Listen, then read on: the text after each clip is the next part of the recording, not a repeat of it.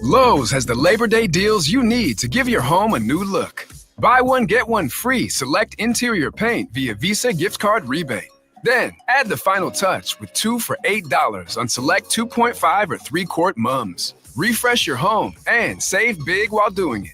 Lowe's, we help, you save. Valid through 9/3. Mums offer in-store only. Selection varies by location. While supplies last. More terms and restrictions apply. See Lowes.com/rebates for details.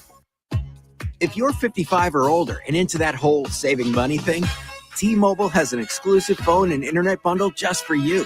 Right now, get 2 unlimited phone lines plus 5G home internet for just $30 each per month with autopay, plus taxes and fees. And with 5G home internet, setup is easy with just 1 cord and no technician needed, which is great if you're also into that whole keeping it simple thing. Switch now and experience the best mobile network in the U.S. Visit your local store to start saving. T-Mobile, it's better over here. Based on analysis by Ookla Speed Test Intelligence data Q4 2024 to Q1 2025. Ookla trademarks used under license. Unlimited on our network. Customers on voice plan may notice speeds lower than other customers and further reduction if using more than 50 gigs a month due to data prioritization. Video streams and SD on this plan. Home internet pricing after $20 a monthly bill credit plus $5 per line without autopay. Debit or bank account required. See 5G device coverage and access details at T-Mobile.com. Sound familiar? At Mattress Firm, we understand there are many problems that can keep you up at night, like snoring, aches and pains, or sleeping hot. Our sleep experts have the unrivaled know-how to match you with a mattress that can help. And now at Mattress Firm, save up to $700 on Tempur-Pedic, plus get a $300 instant gift. For the great sleep you deserve, visit Mattress Firm. We make sleep easy. Restrictions apply. See store or website for details.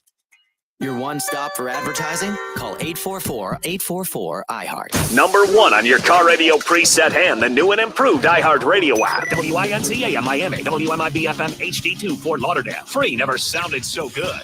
The best Miami Dolphins coverage is on Fox Sports 940.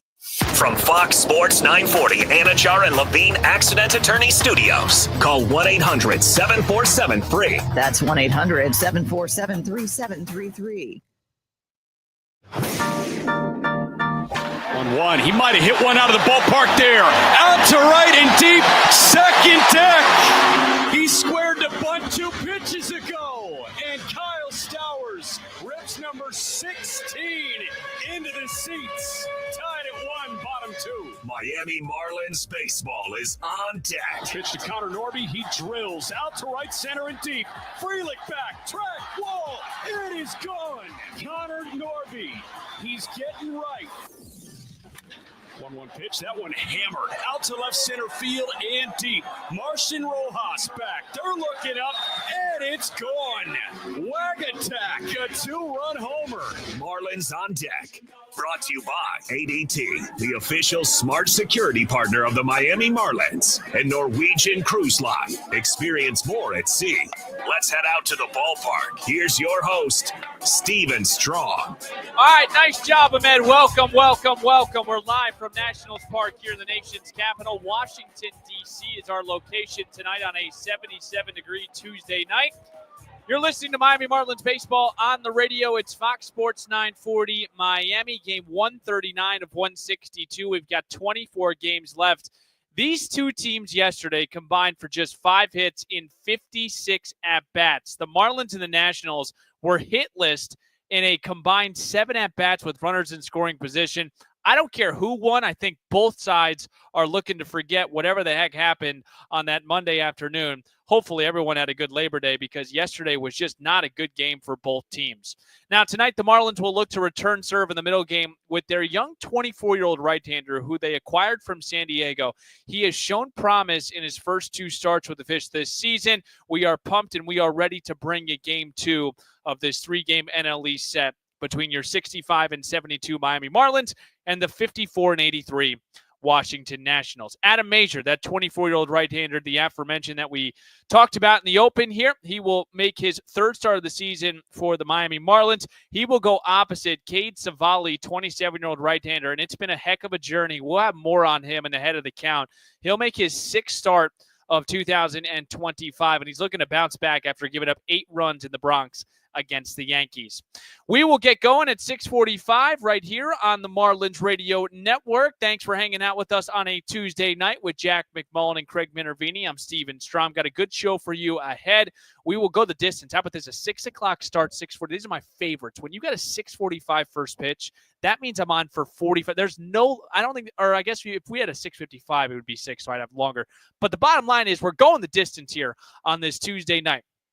The first thing we got to get to is Xavier Edwards. Again, yesterday was when what did Clayton say? When the game was invented, it wasn't supposed to look like this. Yesterday was one of those games for both teams. Honestly, the most entertaining thing that happened was Xavier Edwards getting ejected. We will hear from X. We talked to him earlier today on, what happened, what set him off, and what he kind of regretted about the whole situation. We'll hear from Adam Mazur. He sat down with Jack McMullen ahead of his start. We'll get you out of the count with both of the starters in Mazur and Savali. Jack and Craig will jump in for some storylines, our Expo question today at Marlins Radio, and Steve's guarantee to victory. So like I said yesterday the game stunk.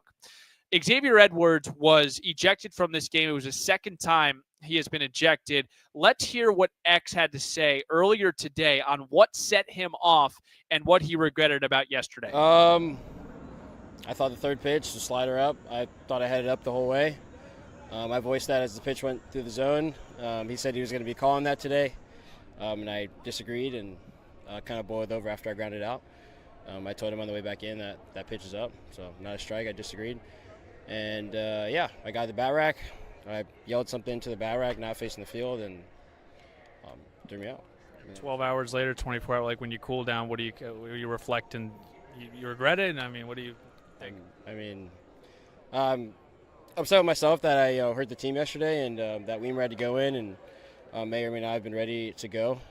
Day game, quick turnaround from yesterday or the day before his day game and travel and all that stuff. So I'm really just mad at myself for not giving Weimer a fair shot at being ready for the game.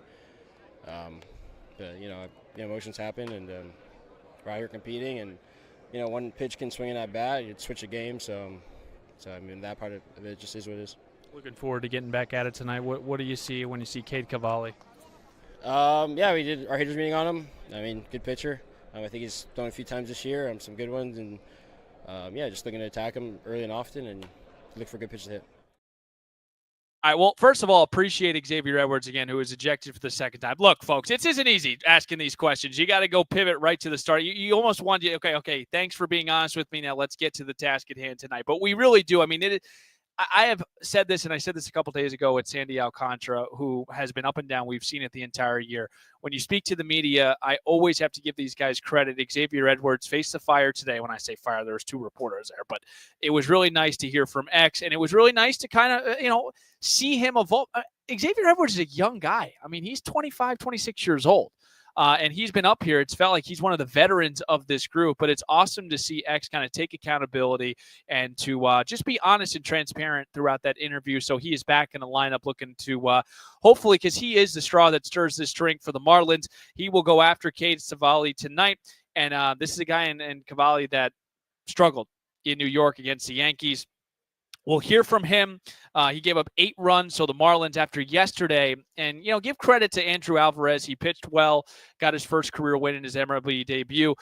I think we're going to see a lot different of approach offensively for the Marlins as they look to punch back here in Game 2. A big say in what will happen tonight. Adam Mazur, we saw him a couple nights ago in Queens. He only went 4 innings, but he put himself in a good position for the Marlins to win a ball game. Our pitching guru, Jack McMullen, will chat with Adam Mazur next on the Marlins Radio Network. An hour. Runners at the corners, 8-8 game. Line drive right field. Soto going back. He makes the catch in the backhand, but Ramirez will tag up, and he will score. The Marlins lead 9-8 on the sac fly. JT Realmuto now, and maybe Benito. 1-1. That would lift it out to left center field. That's going to get down and plate 1. That might plate 2. It's rolling all the way to the wall. Hicks getting the runaround from third. He will score. He beats the throw. He scores from first base. And Connor Norby gives the Fish some big-time insurance. Now Marcy at third, Ramirez at first. And Augustine shuffling the 2-0 pitch. That one lifted out to center field. Mullins on the move, ranging back. Cedric Mullins makes the catch. That is plenty deep enough for Jacob Marcy to score from third base. And That's a productive out number 2 at this top of the first inning. A sacrifice fly from Otto Lopez. It opened scoring for the Fish, 1-0 in the top of the first. Hitting catcher here for the Marlins. Senga, long look at the belt. And the runner comes home. And it's ripped to left field and deep, and it's going to get over the head. In fact, it's going to get over the wall for a home run. A line drive by Agustin Ramirez. So we wish you the best. 3-0 pitch, ground ball, base hit, right side. A little late start for Hicks. He does get the green light. He'll score easily. And the Marlins have 4 on the board. Hernandez a big turn, but he'll go back to first. It's an RBI for Heriberto, and the boos are coming down here on Kodai Senga and the New York Mets. 4-0 Miami 30, and that's second in the National League. 0-1. X gets a bunt down third base side. Beatty picks it up on the bare hand. He fires to second, and it's down the right field line. It kicked off the jutted out wall. Sanoja comes in to score, and a throwing error from Beatty plates another. X bunts his way aboard. We'll see how they want to score it. Kazuki.com. Adam Mazur will take the ball for the Miami Marlins tonight. He'll make his 3rd start of the season for the Fish. Stephen Strom, Jack McMullen, Craig Minervini on a Tuesday night from Nationals Park here. It's game 2 of this 3-game set. We'll play tonight at 6:45, and then we'll play a quick one tomorrow at 1:05. Marlins will enjoy an off day, and then we'll settle into a 10-game homestand. Really the final homestand of the season. Miami will then go on the road for a 3-city and come back and play the Mets to end the year. But tonight we'll see Adam Mazur again for the 3rd time this season. Our very own Jack McMullen got a chance to chat with him ahead of his start yesterday. Thank you, Stephen. Here with Adam Mazur ahead of his start against Washington in Game 2. It was really fun to watch you back in the big leagues in New York in that win over the Mets on Thursday. What do you feel like in particular clicked for you on Thursday? Just working on different stuff down in AAA. I feel like the stuff I was working on was helping, and then kind of just got back to what I do well and just filled up the zone and was attacking the hitters. What is it that you felt like you kind of optimized in AAA, and how did you go about doing that? Just working on my mechanics again. I felt like I was getting out of kind of what I was supposed to be doing and what I used to do that helped me get to this spot. And so it was just kind of going back to the basics and getting back to kind of the fundamentals of where I needed to be, and then was started from the ground up from there. We were talking to Alon Leishman a little bit, the assistant pitching coach here, and he said that the staff in Jacksonville, huge part in you kind of improving the fastball shape. How do you go about improving a fastball shape over the course of a season? You just try different things, different grips, different thought process through throwing the ball, different release points, and so it's just a matter of kind of fine-tuning everything and getting it all to click together. We saw you throwing really hard in New York as well. Do you feel really good right now as we get into September? Usually, like, the standard line of thinking is, oh, these guys are tired, it's going to be a fight to the finish, but you're throwing as hard as you have all year. Yeah, I mean, you get back up here and the adrenaline starts showing again, and it's just different. There's no real way to describe it other than it's different here, and this is where you want to be. This is what you want to do, help your club win and go out there and get outs. I know your first start with the Marlins was against Philly, and that features a lineup of all-stars galore, but was it a little different seeing a Lindor, a Soto, and Alonso in New York?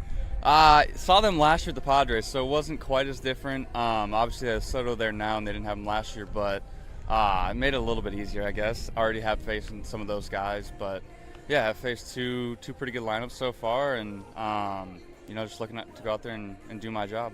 Adam Mazur, what jumps out about this Washington lineup when you take a peek at that? I think they're similar to us. They're pretty young, they're scrappy, and they're gonna try to play good baseball. And so you got to go out there and do your job and commit to the zone and try to get them out with your best stuff.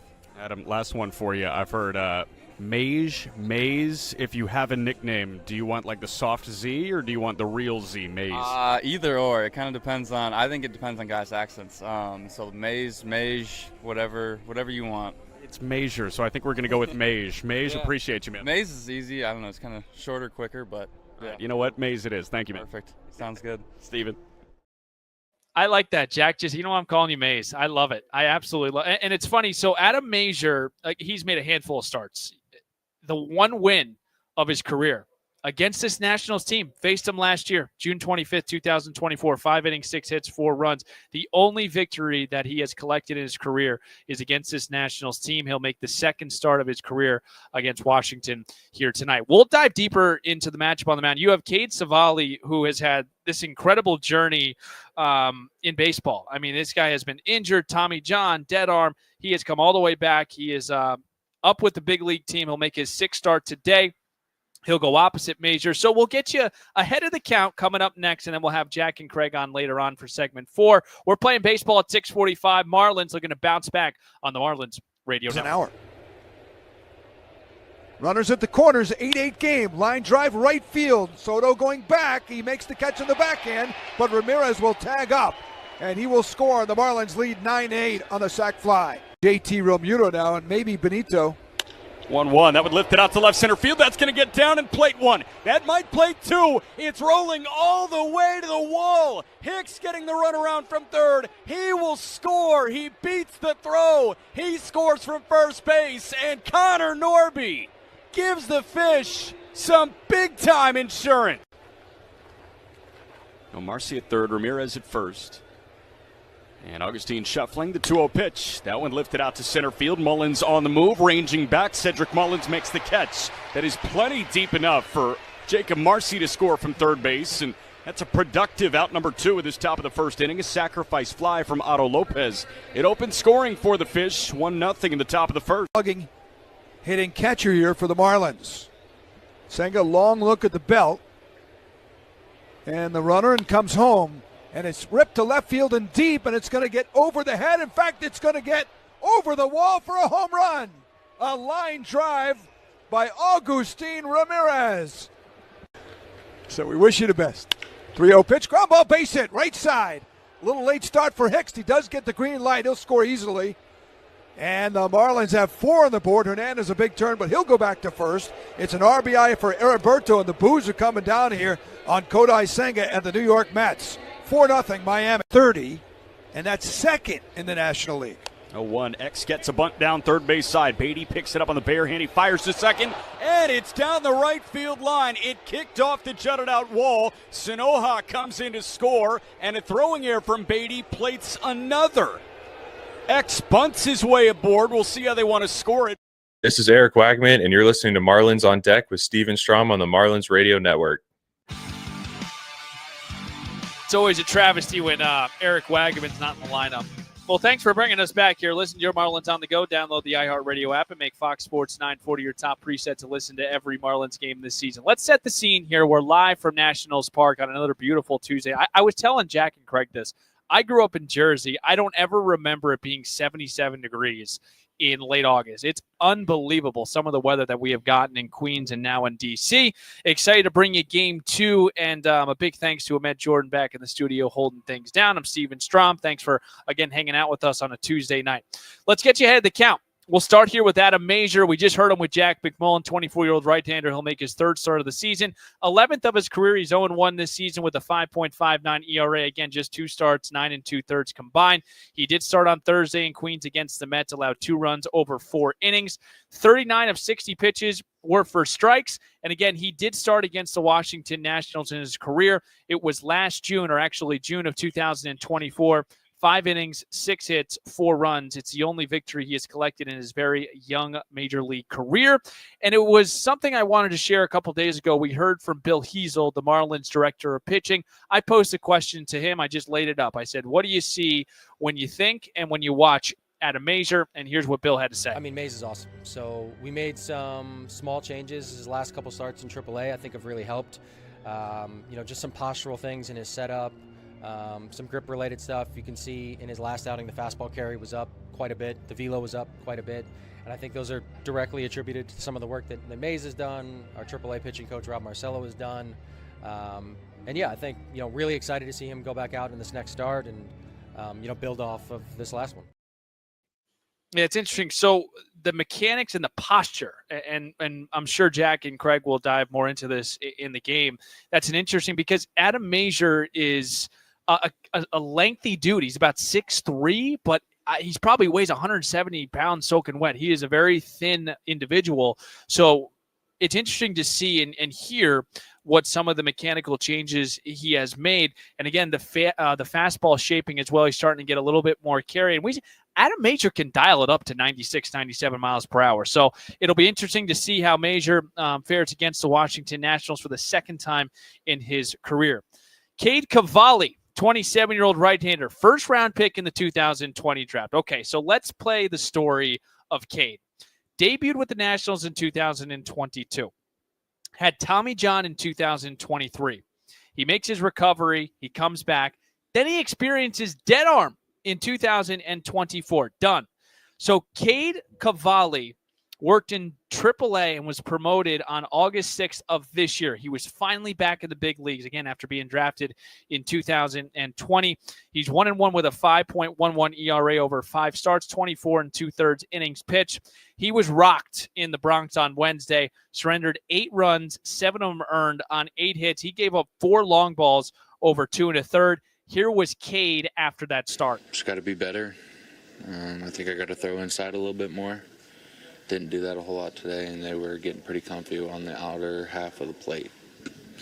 Yeah, I think they adjusted to me living on the outer half.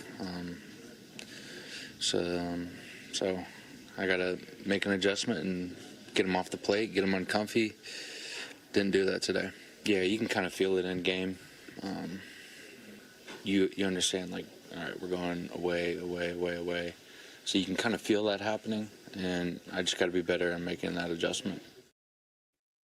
Grisham, Aaron Judge, Cody Bellinger all hit home runs in that game against Cavalli. He will feature a knuckleball, a four-seamer, a sinker, a changeup, a cutter, and a slider. So Cavalli will go opposite Major here tonight. We'll break. We'll get Jack McMullen and Craig Minervini on next. I got some questions. They got some storylines, and we're going to play some baseball at 6:45 on the Marlins Radio Network. An hour. Runners at the corners, 8-8 game. Line drive right field. Soto going back. He makes the catch in the backhand, but Ramirez will tag up, and he will score. The Marlins lead 9-8 on the sac fly. JT Realmuto now, and maybe Benito. 1-1. That would lift it out to left center field. That's going to get down and plate 1. That might plate 2. It's rolling all the way to the wall. Hicks getting the runaround from third. He will score. He beats the throw. He scores from first base. And Connor Norby gives the Fish some big-time insurance. Now Marcy at third, Ramirez at first. And Augustine shuffling the 2-0 pitch. That one lifted out to center field. Mullins on the move, ranging back. Cedric Mullins makes the catch. That is plenty deep enough for Jacob Marcy to score from third base. And that's a productive out number 2 at this top of the first inning. A sacrifice fly from Otto Lopez. It opened scoring for the Fish. 1-0 in the top of the first. Hitting catcher here for the Marlins. Senga, long look at the belt. And the runner and comes home. And it's ripped to left field and deep, and it's going to get over the head. In fact, it's going to get over the wall for a home run. A line drive by Augustine Ramirez. So we wish you the best. 3-0 pitch, ground ball, base hit, right side. A little late start for Hicks. He does get the green light. He'll score easily. And the Marlins have 4 on the board. Hernandez a big turn, but he'll go back to first. It's an RBI for Heriberto, and the boos are coming down here on Kodai Senga and the New York Mets. 4-0 Miami, 30, and that's second in the National League. 0-1. X gets a bunt down third base side. Beatty picks it up on the bare hand. He fires to second, and it's down the right field line. It kicked off the jutted out wall. Sanoha comes in to score, and a throwing error from Beatty plates another. X Unlimited plan.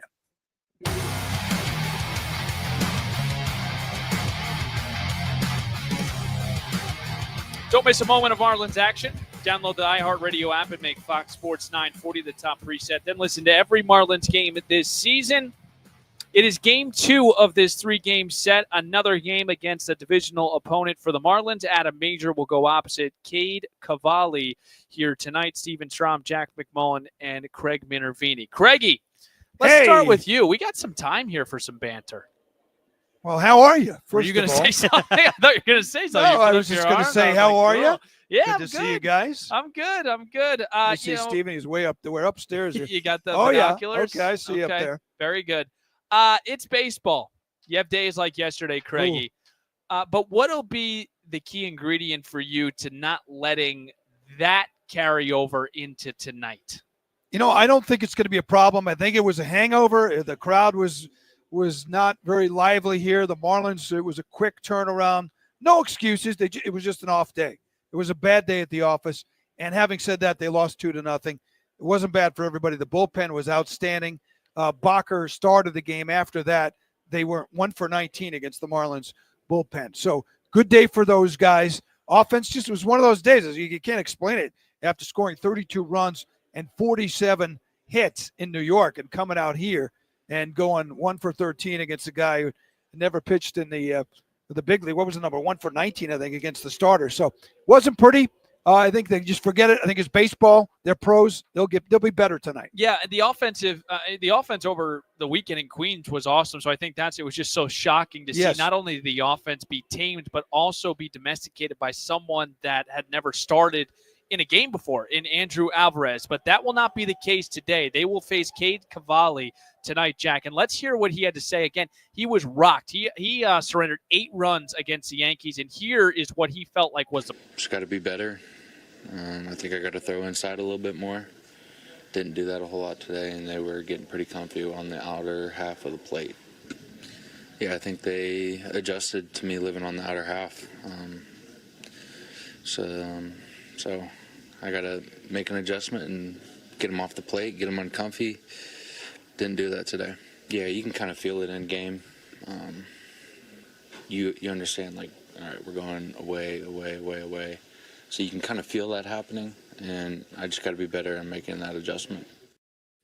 All right, Jack, so what got Cade in trouble against the Yankees? And when you listen to that, I mean, I guess the expectation is he's going to pitch you inside, whether you're on the right side or the left. Yeah, and that's a little scary because he sits 97 with his four-seam fastball, so you got to gear up for hard stuff inside. Now, it was interesting because we looked back at the 4 homers that the Yankees hit, and it really didn't seem like that was the issue too much. I think he could be thinking about the Bellinger homer. Cody Bellinger homered on a cutter that was on the outside half of the plate. And Bellinger, if you've seen that swing, it's one of the more recognizable swings in Major League Baseball because it's so long. Yep. Like it's this majestic, humongous bat working through the zone. So I can understand like Cade beating himself up about pitching into that guy's strengths. But the Aaron Judge homer, number one, it's Aaron Judge. Like he does this to literally everybody. And number 2, it's a knuckle curve that was just a hanger, and it was over the heart of the plate, and he, hit it.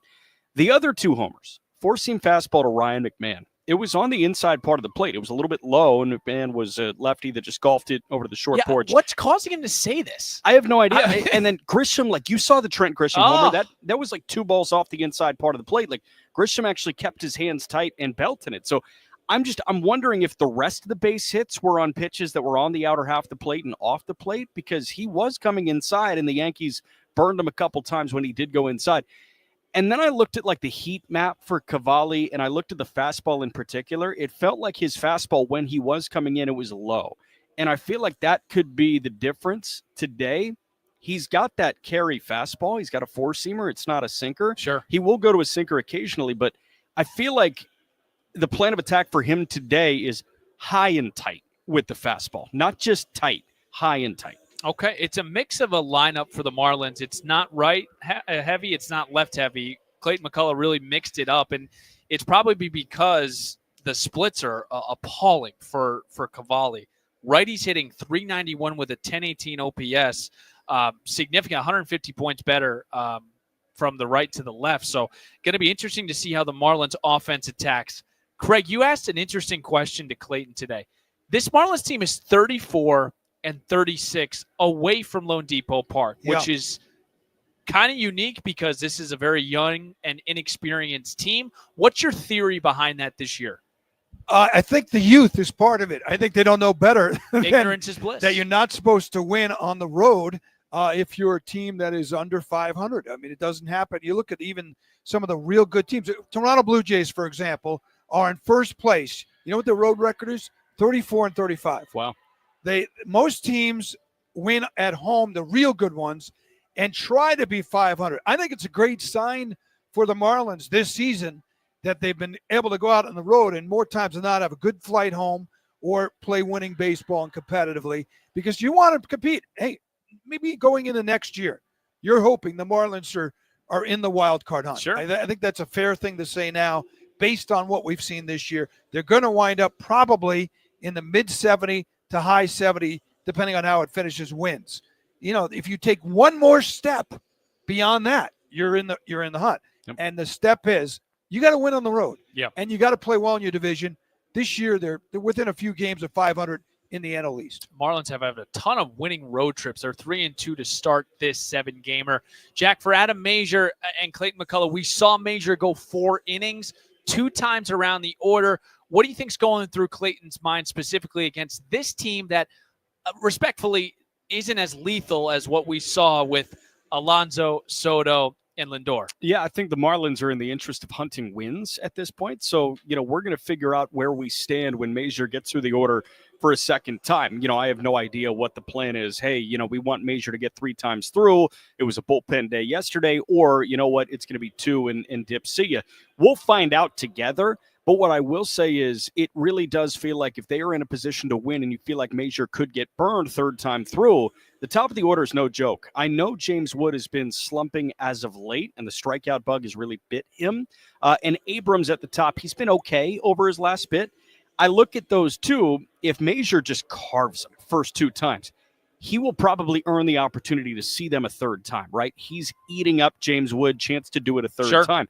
But say Wood is 1 for 2 with a double and a line out, you're up by 1 and you flip the lineup card over for a 3rd time. Would you let Major face James Wood again when you feel like you have a rested bullpen as it pertains to your leverage arms, a Fauché, a Ronnie Enriquez, a Tyler Phillips? I'd be curious to see. I guess we'll find out in about an hour and a half, 2 hours, whenever Major's start does end. But I'm looking for Major to, set the tone. It was a really good fastball in New York. Yeah. Now, granted, he was up to 97, maybe in large part because there were 40,000 people in the joint. We're probably getting less than half of that here, maybe a quarter of that here today. It doesn't really look like a humongous crowd in Washington right now. So I am curious to see what the adrenaline and what the fastball velocity and execution command-wise look like for Major. All right, Major will go opposite Cavalli here tonight. We got some injury news. Derek Hill, and this was according to Clayton McCullough, not walking around very well, injured that hamstring. Craig, this opens up some time here for Victor Mesa. Now, I don't know how much time. We got some great news on Kyle Stowers. He's going to begin a rehab assignment shortly. We know Griffin Conine is going to do the same. That outfield is going to become crowded. What does the opportunity look like for Victor Mesa Jr., and how important is it for him to be productive? Well, firstly, as you mentioned, Kyle Stowers rehab this weekend in Jacksonville. So depending on how many games he needs, let's say he needs 3 to 5 games, you're looking at him potentially, if everything goes well, sometime on the next homestand, maybe even the early side of the homestand, to be back. Obviously, opportunity anytime you get a chance for Victor Mesa Jr. To get in there. He only played, 8 or 9 at bats, I should say, for 4 or 5 days in late May, so it's a good opportunity. But he earned his way here. He hit over 300 in Jacksonville. He did have some injuries down there. Great.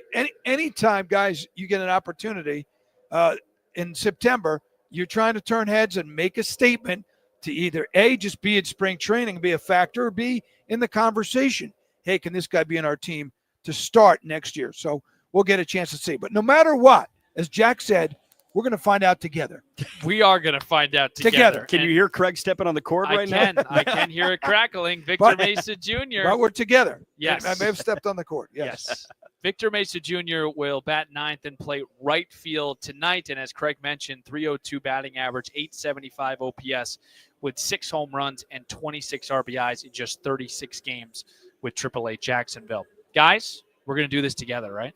Let's do it together. By the way, my leg is moving a lot. Is there a wire? Hitting the cord, is there an issue with the wire? Okay. I think we're okay on the cord. But make sure it's not as bad. Should I give him the stiff arm? Yeah. I'm going to be like Derrick Henry. I feel like I got a jolt of electricity through my left leg. Did you? No. Okay. We're going to break. I think we're good. Okay. Expo question, Steve's Guarantee. It's next on the Marlins Radio. It's an hour. Runners at the corners, 8-8 game. Line drive right field. Soto going back. He makes the catch in the backhand, but Ramirez will tag up, and he will score. The Marlins lead 9-8 on the sac fly. JT Realmuto now, and maybe Benito. 1-1. That would lift it out to left center field. That's going to get down and plate one. That might plate two. It's rolling all the way to the wall. Hicks getting the runaround from third. He will score. He beats the throw. He scores from first base. And Connor Norby gives the Fish some big-time insurance. Now Marcy at third, Ramirez at first. And Augustine shuffling the 2-0 pitch. That one lifted out to center field. Mullins on the move, ranging back. Cedric Mullins makes the catch. That is plenty deep enough for Jacob Marcy to score from third base. And that's a productive out number two at this top of the first inning. A sacrifice fly from Otto Lopez. It opens scoring for the Fish. 1-0 in the top of the first. Hitting catcher here for the Marlins. Senga, long look at the belt. And the runner and comes home. And it's ripped to left field and deep, and it's going to get over the head. In fact, it's going to get over the wall for a home run. A line drive by Augustine Ramirez. So we wish you the best. 3-0 pitch, ground ball, base hit, right side. A little late start for Hicks. He does get the green light. He'll score easily. And the Marlins have 4 on the board. Hernandez a big turn, but he'll go back to first. It's an RBI for Heriberto, and the boos are coming down here on Kodai Senga and the New York Mets. 4-0 Miami, 30, and that's second in the National League.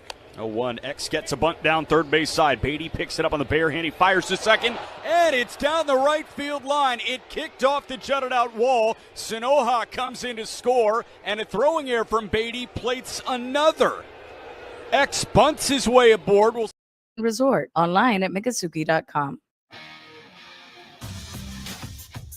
Finish line in sight. 12 minutes away from first pitch, Nationals and the Marlins. Marlins continue this 7-game road trip. They take 3 out of 4 against the Mets. They dropped game 1 yesterday, so still a 3-2 road trip. Craig had mentioned 34-36 for the Marlins on the road this season. Craig Minervini, Jack McMullen, those two have your call. I'm Steven Strom, Fox Sports 940 Miami. Again, thanks for making us a part of your Tuesday night, Fox Sports 940 Miami. Adam Mazer will go opposite Cade Cavalli, 27-year-old right-hander who will make his 6th start of the season. Let's get to our Expo question today at Marlins Radio. Who is the all-time Nationals home run leader? Make sure to vote at Marlins Radio. Ahmed, it's time for Steve's Guarantee. Batter up. Batter up. Let's play some ball. First pitch is moments away.